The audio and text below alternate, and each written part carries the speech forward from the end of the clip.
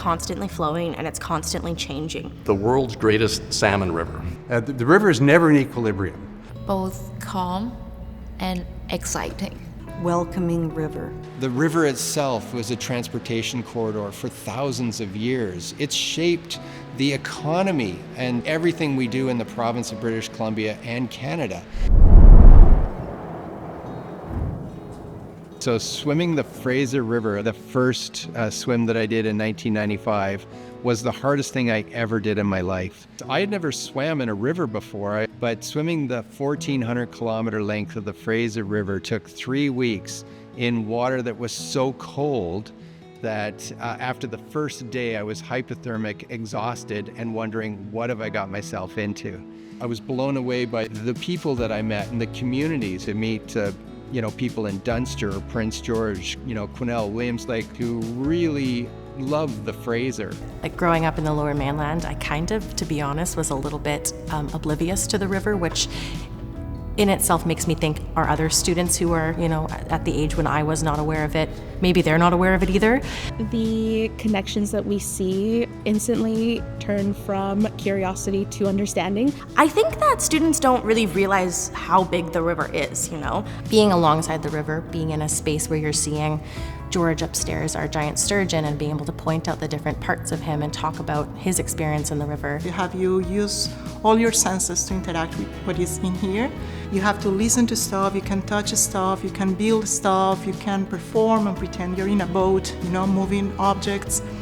And I think that all that tend to produce in visitors awe and wonder. My son still talks about the salmon over there that he gets to touch, and each time we come, I think he remembers specific exhibits. In 2022, we were awarded a federal grant that actually allowed us to travel throughout the province and offer programming, which really allowed us to realize our mission, right, as being the voice of the Fraser throughout the basin. We also do outreach, so going to classes along the Lower Mainland, talking about the river as well. Every month we have a different theme. We want to cultivate a sense of empowerment of visitors. We base our programs on the three-legged stool of sustainability, where the legs have to be in balance, otherwise it's not stable. You hold a baby sturgeon in your arms, right? And you actually feel this thing squirming and looking at you and realizing that, you can make decisions that's more or less responsible. Is this critter going to be around for the next 150 years? There's been many misconceptions over the year that the Fraser River Discovery Centre is a government agency. We're not. We are actually completely independently funded, so we rely on donations from individuals, from foundations, sponsorship from corporations, and that's how we're funded. When we have stable, continuous donations, we're able to do programs more than 1 year. It's about trying to have programs we can provide to kids in grade 1, grade 3, grade 5. We have a wider scope. There's more people that we can reach. We can go to the interior. We can support more classes. We give voice to all the stories and experiences along the Fraser River, fostering that love for this waterway, which is the largest salmon-bearing river in North America.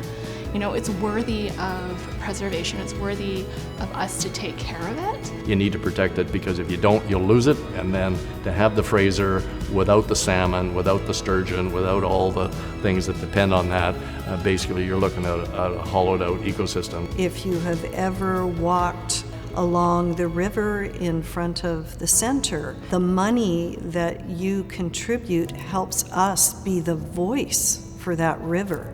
When you contribute as a donor, you're helping understand that relationship that the river has to the community, to the province, and to our country, really. We're finding ways to do it with fewer funds, but I'm regularly fundraising so that we're able to achieve our mission and also to reach more of the 3 million people who live in the river basin. Don't hesitate. Why not become a member?